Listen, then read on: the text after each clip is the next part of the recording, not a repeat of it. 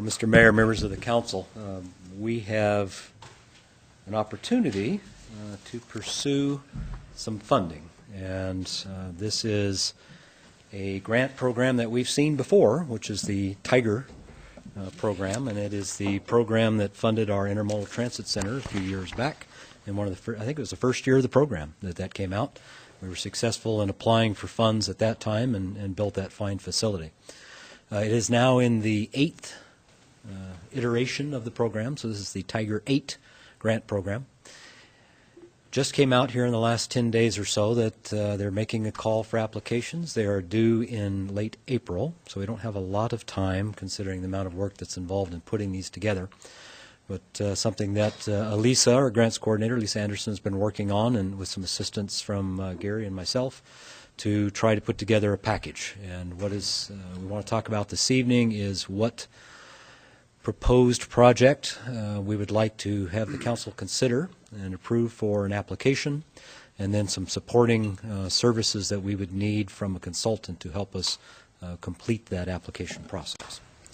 So to start out, we'll talk a little bit about what the intended project is. We looked at a couple of possibilities, but the one we felt would probably be the most appropriate would be over on Mountain View Road. And of course, a map of the city here. And the area we're talking about is highlighted in red. And this is an extensive project proposal. It would start on Mountain View at the intersection with State Highway 8 at the south end, run the entire length of the north-south section of Mountain View to the first 90-degree corner, then go east out into the county in the Highway District territory, back into the city, and terminating essentially at the east end of the Mountain View Park frontage along Mountain View Road. That, incidentally, is also the point where there is a roundabout being considered in conjunction with the future Logos school site. Also in the project, and I'll go into some details here as we go along about what all is involved, but some improvements in the area of 6th Street and 3rd Street just to the west of the intersection. Now, when it comes to Tiger 2 or Tiger 8 programs, they require a cost-benefit assessment, CBA I will call it.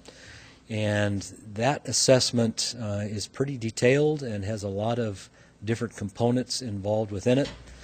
There are things that they look at in that process, and I'll detail those a little bit later, but some of them include things like underserved population or lower economic, lower income populations. Well, we happen to have some of that from our last census, generally shown as represented here just along the western edge of Mountain View in that eastern part of the city.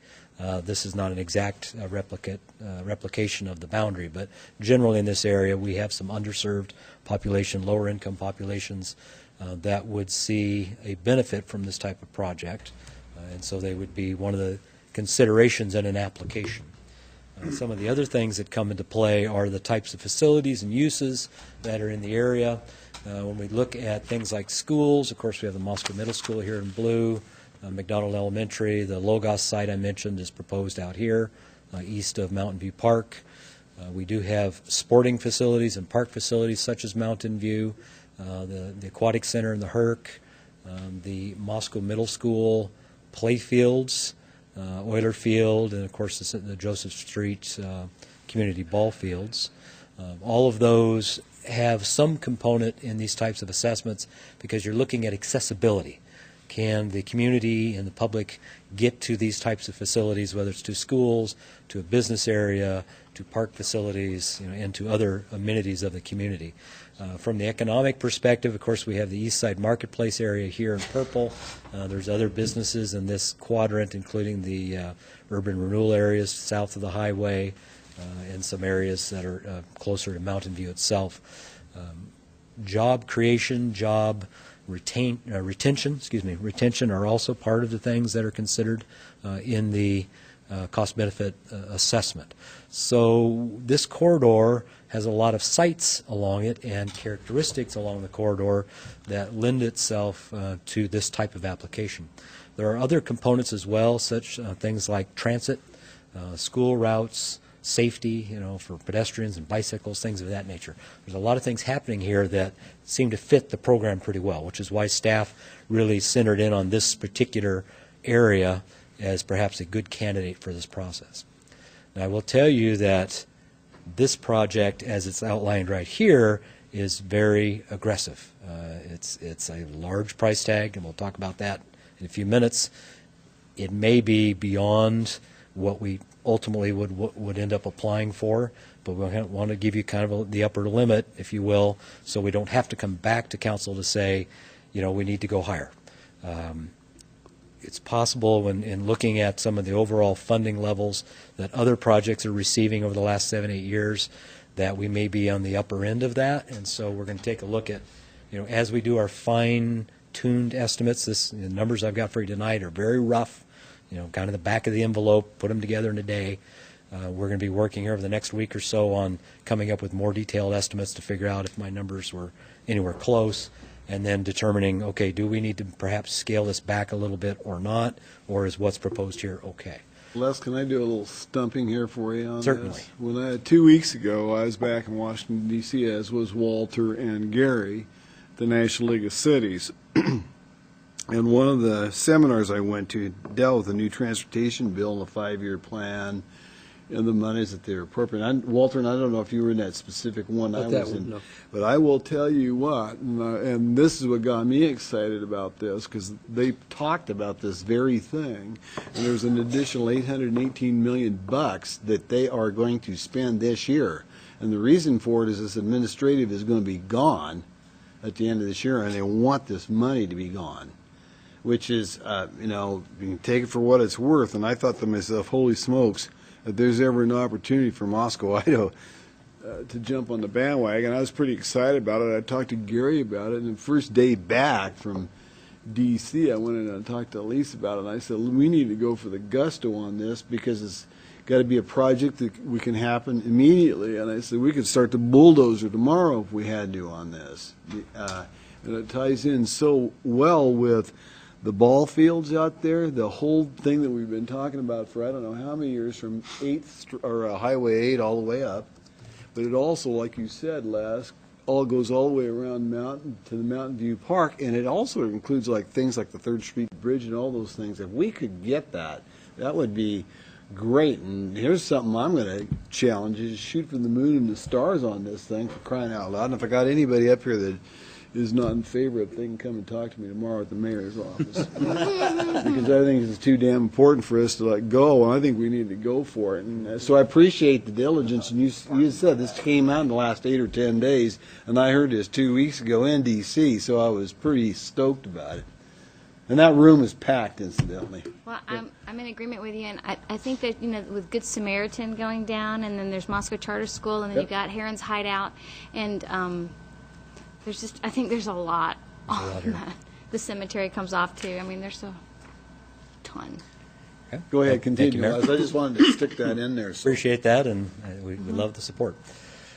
So we'll take a few minutes and kind of walk through the scope as we envision it today. And again, we're going to have to look at, ultimately how does this package appear it's going to compete amongst all those other agencies that are applying. And certainly we want to make sure that we ask for what we can, but we don't want to overreach. So we just have to take a little care and make sure we get it right. So the project terminus, as I mentioned, starts at State Highway 8 on the south end, and then would end at the east end of the Mountain View Park frontage, as I just demonstrated on the map. It's roughly 1.5 miles long. Within that corridor, we would envision a general road widening like we've been doing on most of our Mountain View projects up to this date, maintaining 2 travel lanes with left turn pockets where they are appropriate at certain intersections. Again, consistent with how we've done this over the last several projects.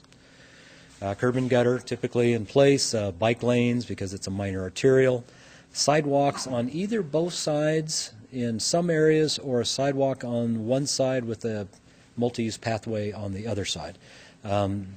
That latter situation really would apply from State Highway 8 up to White Avenue. We've talked about a pathway on the east side there, and going on up to Heron's Hideout and then peeling off to the east. And then as you come out of the Joseph Ballfields area, Carol Ryrie Brink Park, you pick up the trail again. So we would have some trail segments on the east side carrying all the way through to what's now the Harvest Hills subdivision, where there's some existing path, and then terminating there at the creek. So in those areas, and then along the frontage of the ball fields themselves, where we have paths, of course, on the east side already in place, so we wouldn't necessarily need sidewalk there as well. So path on the east in those segments and sidewalk on the west. Parts of this corridor are complete, obviously, with some of these facilities, and others we have to fill in. This proposal at the moment does include a State Highway 8 and Mountain View Road intersection traffic signal. Now, that's something that ITD has to approve. We've not talked to them about it yet. They have always said that when traffic warrants reach the level, that they would work on putting in the signal. The bases are already out there. A lot of the conduit's already in place from a project about 10 years ago. So we have to confirm that, hey, we're getting close to that point that if this was funded, that we could proceed with it. So we'll have to confirm whether or not that one still stays in the project. Walter. White Avenue? White Avenue does not have a signal in this project. It is a four-way stop now. At this point, we haven't proposed a change. Certainly that can be considered. It's not likely that it would meet traffic warrants. It did barely meet the four-way stop warrants. But are the Tiger Grant funding people going to ask, do you have warrants or not? Or is it get the funding first and then talk to ITD about allowing it to happen at State Highway 8? And ITD does not control what we do at White Avenue, I don't think. They do not on White Avenue. That's all city street. Just thoughts. Yeah, they're worth exploring. So. Okay. This does contemplate roundabouts at two intersections. Of course, the 6th Street intersection is already part of our current grant-funded project. If you recall, we talked a few weeks back about some changes in that funding package, and the council approved a staff proposal and an LTAC proposal to shift the funding from Mountain View project that was scheduled for 2019 construction off to A Street, so we can get that one done, and then put the Mountain View project back into project development in the funding program, which means it delays 2, 3, 4 years, something like that.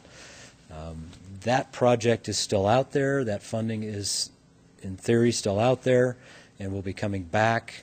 There's some potential that we could do some alignment of those funding sources to go with the Tiger II and then what would be considered a local match, even though it's federal money, that would come from that currently funded Mountain View project, along with other city funds.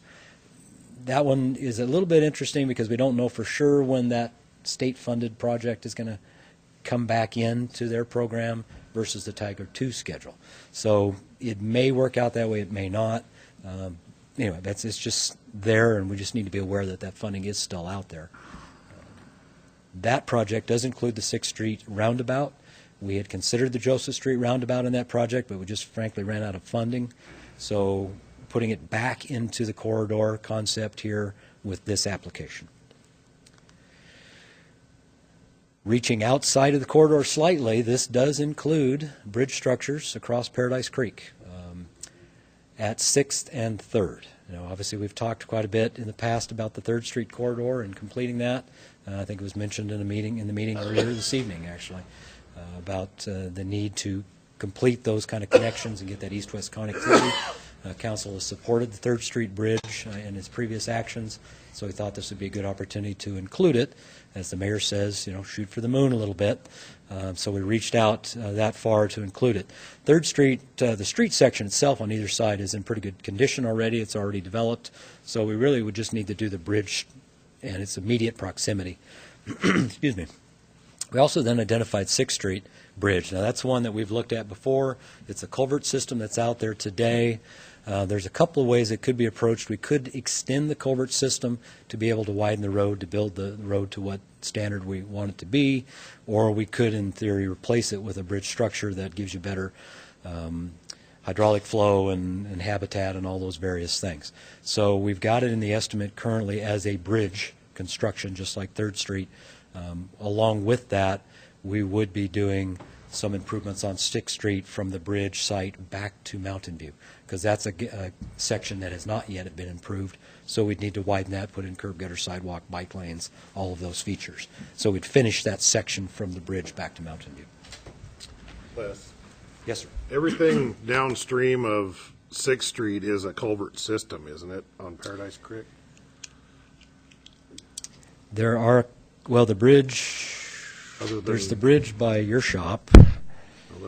the one into the shop is an actual, it's a culvert system as well. Blaine is a bridge. I think Blaine's the bridge. I was thinking that one was, okay, so maybe it's a culvert. So it may only be that one, and then, of course, State 8 is a bridge. Joseph Street, Joseph Street is actually a twin culvert system.